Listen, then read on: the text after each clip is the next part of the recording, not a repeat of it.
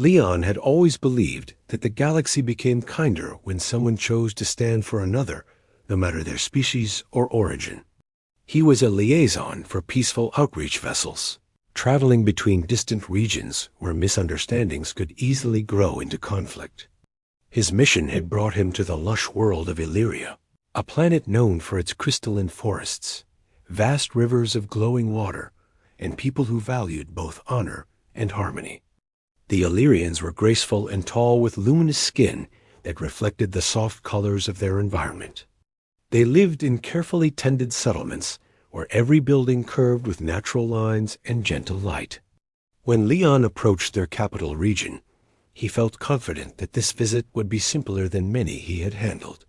Queen Yria governed this world with a mixture of insight and unshakable calm. She was respected throughout several systems for her steady guidance. Leon had heard many stories of her wisdom, but had never met her until this diplomatic visit, where he was to present a cultural exchange charter. The welcome ceremony was prepared in the center of an open pavilion carved from crystal grown through centuries of care. Hundreds of Illyrians encircled the platform where Queen Yria stood. Their clothing shimmered like morning dew. Leon felt honored as he approached the queen with his translator chip active and a formal greeting ready. He did not expect danger. Yria was not known for hostility. Yet as he stepped forward, a small whistling sound cut through the air. Leon turned instinctively. His eyes caught the gleam of a narrow projectile streaking toward the queen. There was no time for calculation or debate. His body reacted faster than his thoughts. He pushed forward and raised his arm between her and the incoming threat. The arrow struck him with a force greater than he imagined. A brief flash of heat surged through him. His vision wavered. He dropped to one knee but kept himself upright as guards raced forward. The crowd gasped.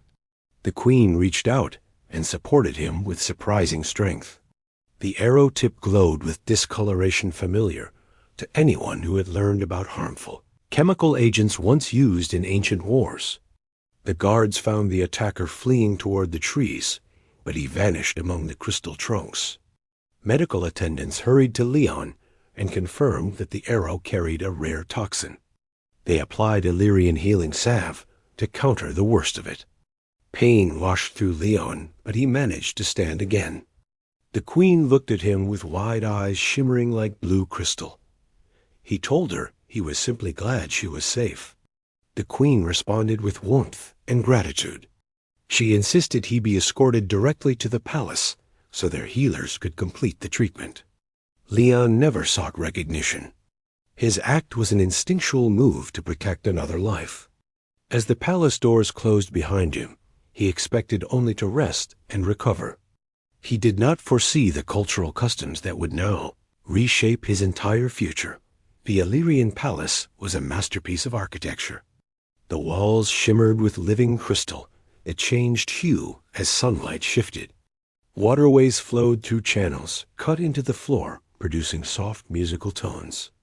Yria explained that the palace was designed to keep anyone inside aware of the natural world beyond. Leon admired its harmony and calm. The healers treated him with herbal steam and energy therapy that soothed his pain. Within a short time, he felt steady again. When the queen visited his chamber, she carried an elegant staff symbolizing authority. She thanked him again, and then told him about a long-standing Illyrian tradition. According to ancient law, anyone who willingly placed themselves between the queen and a lethal threat, without being ordered to do so, was regarded as her life guardian. This role was not symbolic. It implied an unbroken bond. In many ages past, such an act was considered an expression of profound devotion. If the queen deemed the person worthy, she could offer a binding union sealed by shared vows. Leon listened calmly at first. Then her meaning dawned on him, and he felt his heart skip. He tried to explain that his act had come from instinct and duty, not expectation of reward. Yria smiled gently. She told him that Illyrian tradition did not measure intention but courage. Her offer was not forced. It was a path opened by custom. She had the right to choose whether to propose it, and he had the right to consider. She said she wished to honor his bravery in the most sincere manner her culture allowed. Leon felt a deep respect for her words. He asked for time to think, and she agreed. Over the following days, Leon observed how Illyrians lived. Their society worked with unity and calm rhythms. They valued artistic expression as much as technological advancement. Everyday children practiced music beside engineers building crystalline circuits. Farmers shaped glowing crops with thoughtful precision. Lyra moved among her people freely. She listened to their worries and guided them with patience. Leon watched her speak with a young artisan about his sculpture, and then help an elderly gardener rearrange the layout of a plant bed. She was a monarch, but also a servant to her people. Her kindness impressed him deeply. Though Leon had come from a distant human colony, he saw echoes of his own ideals in Illyrian. Culture, harmony, courage, stewardship. He knew that cooperation across worlds required trust.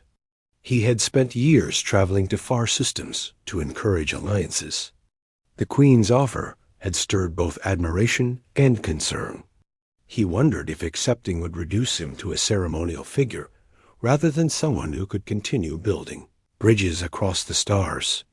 He wondered if living in this world would limit his outreach efforts.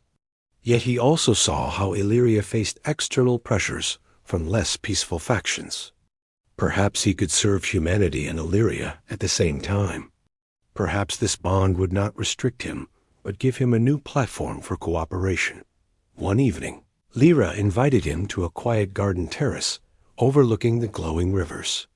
Soft beams of moonlight reflected off the walls. Birds with shimmering wings moved through the air, leaving gentle trails of bioluminescence. Lyra spoke to him without the formality of crown or staff. She told him about her youth, when she was uncertain of her worthiness for leadership. She had learned from mentors who taught her that every bond formed with sincerity strengthened the world. She believed Leon embodied a kind of bravery that Illyria had not seen from humans before. His choice had shown that humans were not only travelers and explorers, but protectors. Leon felt a soft shift inside himself. Her words spoke to something fundamental in him. He had always wanted humanity to be seen not as conquerors, but as partners. He had no desire for conquest or dominance. He wanted every species to feel that humans could offer friendship and compassion. His act of shielding the Queen might be a step in that direction. Accepting her offer could send a message throughout several systems. It would show that humans and Illyrians were capable of bonds deeper than treaties. He walked the palace halls for a long time after that conversation. The crystalline floors reflected his movements like rippling light. He thought of his home colony with its metal settlements and wide deserts. He recalled friends who had encouraged him to strive for unity among worlds. He imagined returning home with news of such a union and what it could mean for interstellar cooperation. He weighed the responsibility carefully. This was not a simple decision. It involved not only personal feelings, but the potential future of two societies. The next day, Leon met with the Queen in the council hall. The council members stood in a semicircle beside her. The hall's ceiling arched like a canopy of light. Lyra asked if he had reached a decision. Leon breathed deeply and said yes. He told her that he respected her culture, admired her leadership, and believed that their bond could serve both Illyria and humanity. He said that his willingness to accept her offer came not from obligation, but from genuine trust. The council members bowed their heads. The Queen smiled with quiet joy. A formal ceremony was arranged near the eternal crystal well in the heart of the capital. The well was a sacred place said to reflect both past and future. Leon wore ceremonial Illyrian garments made from woven strands of silken crystal. Lyra wore a flowing robe that shifted between blue and silver as she walked. The gathered citizens watched with calm anticipation. The ritual required both participants to place their hands on the surface of the well. When Leon touched the water, he felt a soft warmth spread through his palm. The water glowed gently under their hands. Lyra spoke words in her native language, which the translatorship rendered as a vow of unity and mutual guardianship. Leon answered with vows of his own, promising to honor their bond and work toward peace between their peoples. The well brightened. The glow rose into the air, forming a ring of light that drifted around them. The Illyrians bowed with reverence. The ceremony signified not only personal commitment, but a pledge of goodwill for generations to come. After the ritual, Leon and Lyra walked through the capital as citizens greeted them with respect. Children approached and offered small crystal figurines symbolizing hope. Leon accepted each one with gratitude. Lyra explained that the bond would not confine him to Illyria. Instead, he would serve as a bridge between worlds. He would travel with diplomatic missions and represent both their cultures. Their partnership was meant to strengthen connections rather than restrict freedom. Over the next weeks, Leon learned more about Illyrian protocols and history. He studied their diplomacy with nearby worlds.